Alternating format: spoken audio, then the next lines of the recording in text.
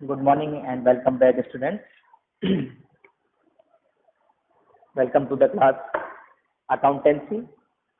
We are studying journal entries. I gave you homework question number 6 from page number 6.17. Hope you all have done. Again, I am revising the journal format and journal entries today for you by doing question number 6.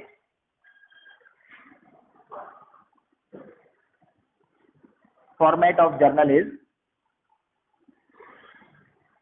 first of all, there will be date, then particulars,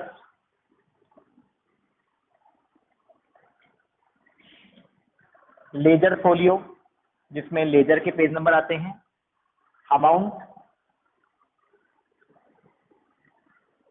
in amount there are two columns, debit record and credit record.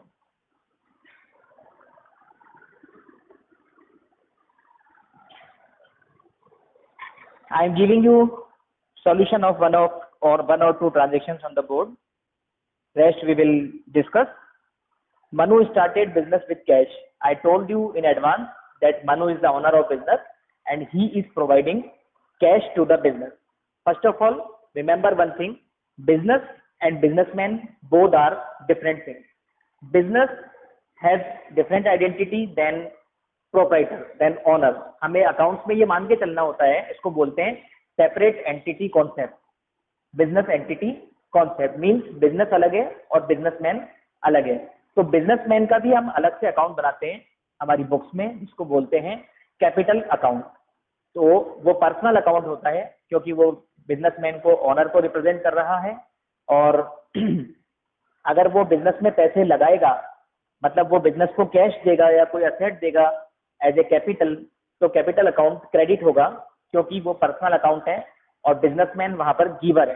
तो यहाँ पर हमारा point था, Manu started business with cash ₹1 lakh. तो इसकी entry होगी क्योंकि business में कैश आ रहा है, कैश अकाउंट हमारा रियल अकाउंट है तो वो डेबिट होगा और कैपिटल हमारी गिवर है तो कैपिटल अकाउंट क्रेडिट होगा और अमाउंट आएगा इसके अंदर 1 लाख.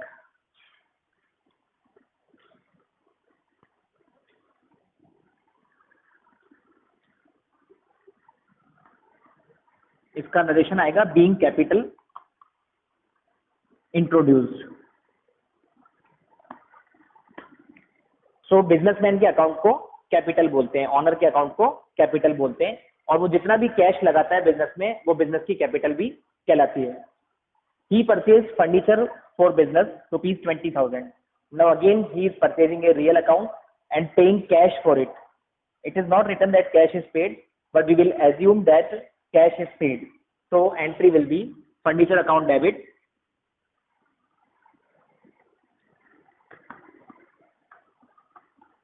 आई टोल्ड यू कि जिसको डेबिट करना है उसको ऊपर लिखते हैं और जिसको क्रेडिट करना है उसको नीचे लिखते हैं. और इसका अमाउंट कितना है? 20,000.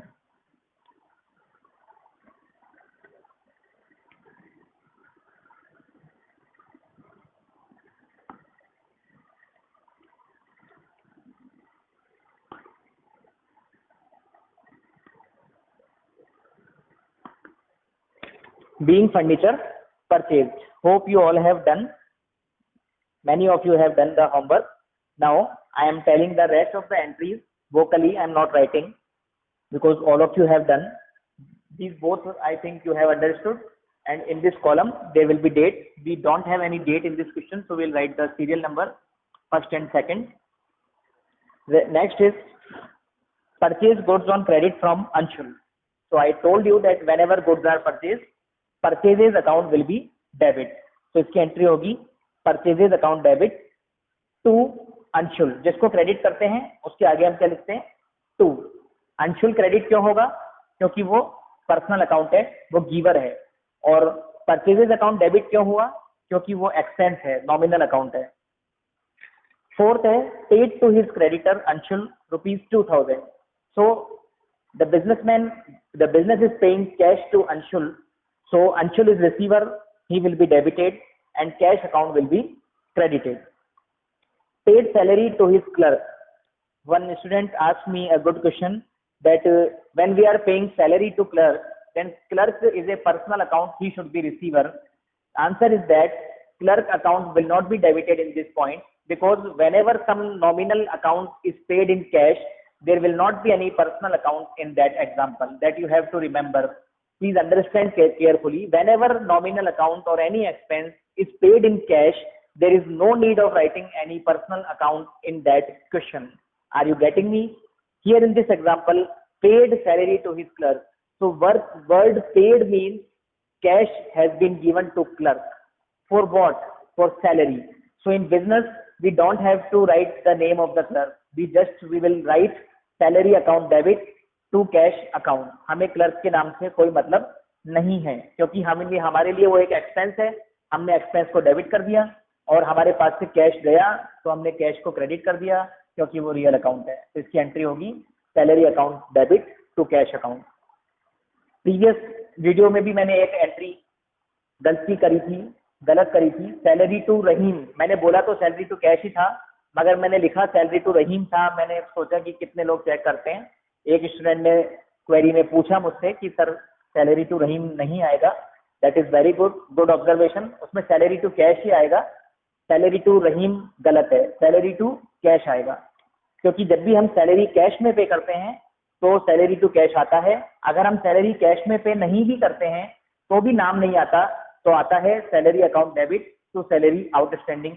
वो भी मैं थोड़ी देर में आपको बताने जा रहा हूँ. नेक्स्ट है पेड रेंट. रेंट हम कैश में पे कर रहे हैं क्योंकि पेड लिखा हुआ है, इट मीन्स वो पे हो चुका है. तो इसकी एंट्री भी क्या होगी? Rent account debit to cash account, क्योंकि रेंट एक्सपेंस है और कैश रियल अकाउंट है. नेक्स्ट है रिसीव्ड इंटरेस्ट. हमें इंटरेस्ट रिसीव हुआ, तो इंटरेस्ट क्या रिसीव हुआ? इंटरेस्ट तो हमारी इनकम है. रिसीव क्या हुआ? रिसीव होगा हमें कैश. तो इसकी एंट्री होगी, मैं यहाँ पर कर रहा हूँ रफ में, इसकी एंट्री होगी cash account debit to interest received. आपको फॉर्मेट में ही करना है, मैंने अलग से करके बता दिया आपको. कर लिया था वैसे बच्चों ने. Cash account debit to interest received account. Cash account real account है और वो बिजनेस में आ रहा है, इसलिए वो डेबिट होगा, और इंटरेस्ट रिसीव्ड हमारी इनकम है, इसलिए वो क्रेडिट होगी. I hope you got the point. Now today your homework is, in this chapter you have to do question number 11. Question number 11, just don't read the question. In this question we have to make account, but I am giving you the homework to make the journal entries of question number 11, which is at page number 6.18. I am reading the question. First point is sold goods to Sanjay on credit. So whenever we sell goods, sales account is credited, as you know. So entry will be Sanjay account debit, Sanjay debit to sales account. Second is also sales, but it is for cash. So entry will be cash account debit to sales account. Purchased goods from Ram on credit, that you have already done. Purchases account will be debited and Ram will be credited. Cash received from Sanjay. Cash is real account, so it will be debited because it is coming in, and Sanjay is giver, personal account, so Sanjay account will be credited. Fifth point is new.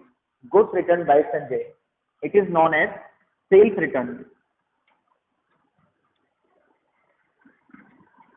And sales return is our expense, or we can say loss, because sales return means we sold goods to somebody and he returned goods to us. So it is loss of revenue. So it will be treated as loss or expense. So it will be debited. And who is returning goods? Sanjay is returning goods. So Sanjay is giver. So entry will be sales return account debit to Sanjay. Paid rent, you can do rent account debit to cash account. Cash paid to Ram, Ram debit to cash, because Ram is receiver and cash is going out. So this is your homework which you have to do in your notebook. Now I am giving you some journal entries. Sales return I have told you, and in the entry of sales return, the account credited is of debtor. There are two persons. One is known as debtor and another is creditor.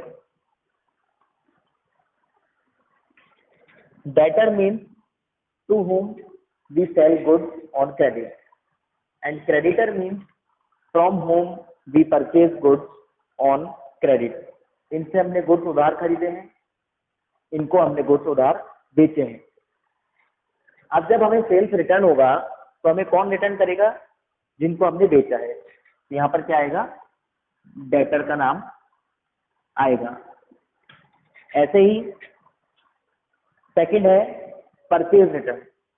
Purchase return का मतलब होता है कि हमने जिससे goods खरीदा है हम उसको वापस दे रहे हैं. इनकी लैंग्वेज में भी डिफरेंस आएगा. जैसे गुड्स रिटर्न बाय संजय, तो हमें समझना है कि अगर कोई हमें गुड्स रिटर्न कर रहा है तो वो सेल्स रिटर्न है, क्योंकि कोई दूसरा अगर हमें गुड्स रिटर्न करेगा तो इसका मतलब होगा कि हमने उसे गुड्स बेचे थे, सेल किए थे, तो वो क्या कहलाएगा? Sales return. मगर हम अगर किसी को गुड्स रिटर्न कर रहे हैं तो वो क्या कहलाएगा? Purchase return. तो आप लोग लिख लीजिए, सेल्स रिटर्न के बारे में लिख लीजिए. Sales return means when our debtor returned goods to us which were sold to him previously. जब हमारा डेटर हमें गुड्स वापस लौटा देता है तो उसको हम सेल्स रिटर्न कहते हैं. फिर आप लिखिए purchase return. Purchase return means goods returned by us to our creditor. जब हम हमारे क्रेडिटर को गुड्स रिटर्न करते हैं उसको बोलते हैं परचेज रिटर्न. और समझना कैसे है? When we are returning goods, language कैसे आएगी? Goods return to Ram, goods return to Shyam. तो पढ़ने से समझ में आ जाएगा कि वो क्या है? परचेज रिटर्न है. परचेज रिटर्न क्यों है? क्योंकि हम रिटर्न कर रहे हैं. इट मीन्स हमने वो पहले परचेज किए थे. ओके. नाउ अब उसकी जर्नल एंट्री कैसे होगी? आप सोचिए, गुड्स रिटर्न टू क्रेडिटर है, गुड्स रिटर्न टू क्रेडिटर, तो उसकी एंट्री कैसे होगी? हम क्रेडिटर को गुड्स दे रहे हैं तो क्रेडिटर पर्सनल अकाउंट है, वो रिसीवर है, तो एंट्री कैसे होगी? Creditor account debit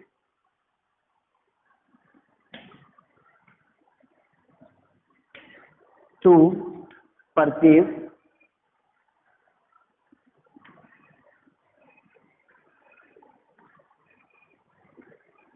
return account. इसको भी आप नोट कर लीजिए, ये परचेज रिटर्न की एंट्री है. जब भी हम किसी को गुड्स रिटर्न करते हैं तो वो क्या कहलाएगा? परचेज रिटर्न कहलाएगा. तो वो क्रेडिटर जो है वो रिसीवर होगा. और परचेज रिटर्न को क्रेडिट क्यों करा? क्योंकि परचेज हमारा एक्सपेंस था, अब हमने परचेज वापस लौटा दी तो हमारा एक्सपेंस कम हो गया, तो उसका नेचर होगा इनकम, तो उसको हम क्रेडिट करेंगे. और सिंपल से याद रखने का तरीका है, परचेज अकाउंट डेबिट होता है तो परचेज रिटर्न क्रेडिट होगा, सेल्स अकाउंट क्रेडिट होता है तो सेल्स रिटर्न डेबिट होगा. बहुत सिंपल है, आप लोग याद रख सकते हैं. आज और मैं आपको कुछ एंट्रीज बताने जा रहा हूँ.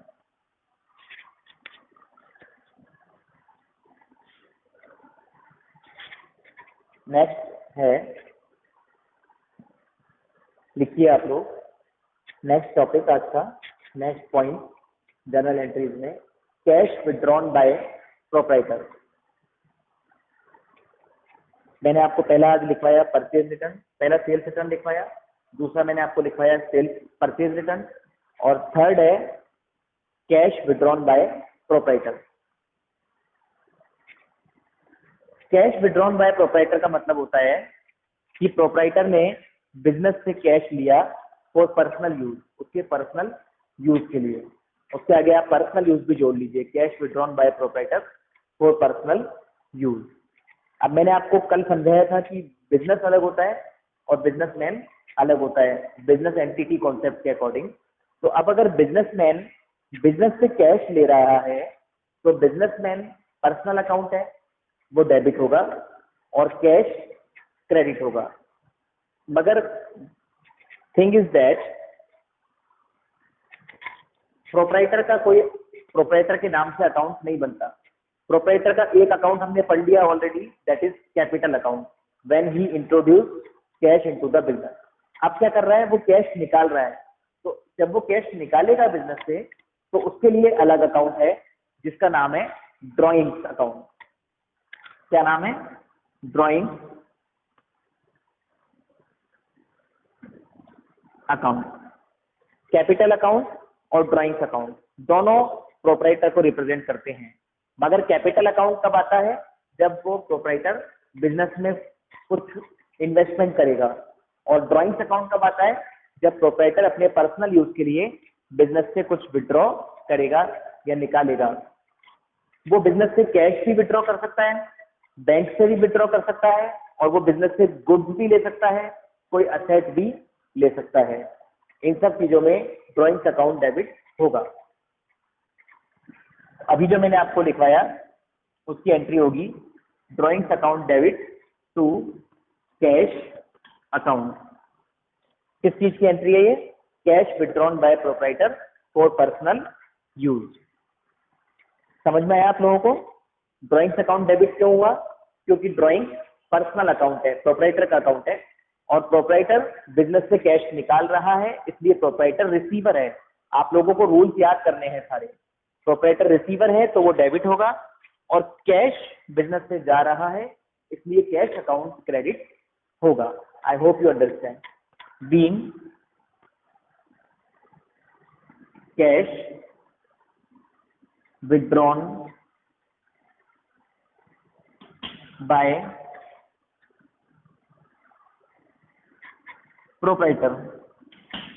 अभी जो थ्योरी में आप एंट्रीज लिख रहे हो उनको आप बिना फॉर्मेट बनाए लिख सकते हो। आपको ऊपर टॉपिक डालना है कैश विड्रॉन बाय प्रोप्राइटर, नीचे आपको उसकी एंट्री लिखनी है। ऐसे इससे पहले दो एंट्रीज हम लिख चुके हैं। पहली एंट्री हमने लिखी थी sales return account debit to debtor, उसके नीचे भी नरेशन लिख लीजिए being goods return by debtor. क्या नरेशन लिखेंगे आप? Being goods return by debtor. फिर उसके नीचे मैंने जो दूसरी एंट्री आपको लिखवाई थी creditor account debit to purchase return, उसका भी आप नरेशन लिख लीजिए। उसका नरेशन है being goods return to creditor, being goods return to creditor. Okay, इसके बाद आप लिखिए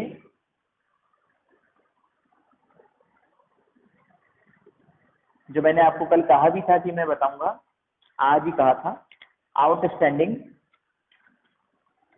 एक्सपेंसेस।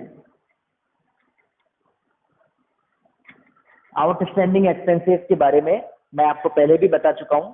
मैंने आपको बताया था कि ये रिप्रेजेंटेटिव पर्सनल अकाउंट होते हैं। ड्रॉइंग्स भी रिप्रेजेंटेटिव पर्सनल अकाउंट है क्योंकि वो प्रोप्राइटर को रिप्रेजेंट कर रहा है। आउटस्टैंडिंग एक्सपेंस भी रिप्रेजेंटेटिव पर्सनल अकाउंट है क्योंकि ये किसी न किसी पर्सन को रिप्रेजेंट कर रहा है, क्योंकि इसका मतलब है कि हमारा कोई एक्सपेंस अभी पे करना ड्यू है। दीज आर, लिख लीजिए आप, these are those expenses which are due but not paid. मतलब ये एक्सपेंस पेएबल हो चुके हैं मगर अभी तक हमने कैश पेमेंट नहीं किया। ऐसे एक्सपेंसेस को बोलते हैं आउटस्टैंडिंग एक्सपेंस। ये हमारी लायबिलिटी होती है।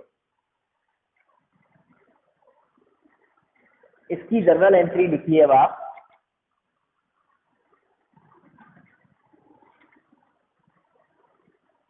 जो भी एक्सपेंस है वो डेबिट हो जाएगा because expenses are debited, and outstanding expenses account credit हो जाएगा।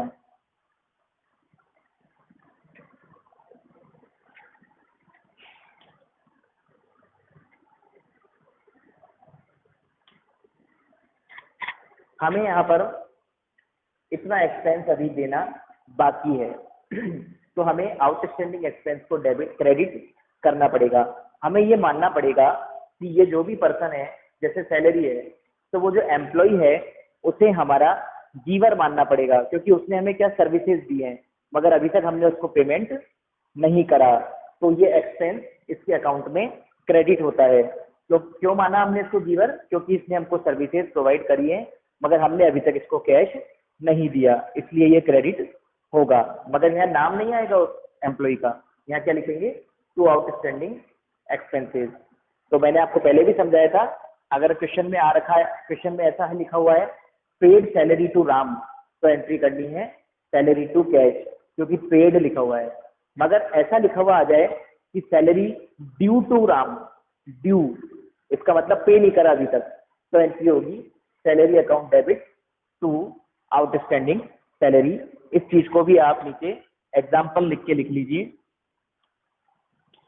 क्या लिखेंगे? Salary due to Ram, for example salary due to Ram. यहाँ आपको लिखना है सैलरी ड्यू टू राम, उसकी एंट्री होगी salary account debit. Salary account debit क्यों होगा? क्योंकि ये नॉमिनल अकाउंट है, ये अपना एक्सपेंस है। और क्रेडिट कौन होगा? राम अकाउंट क्रेडिट नहीं होगा। मैंने कहा था कि एक्सपेंसेस के साथ कभी भी किसी व्यक्ति का नाम नहीं आता, तो क्या आएगा? Outstanding salary.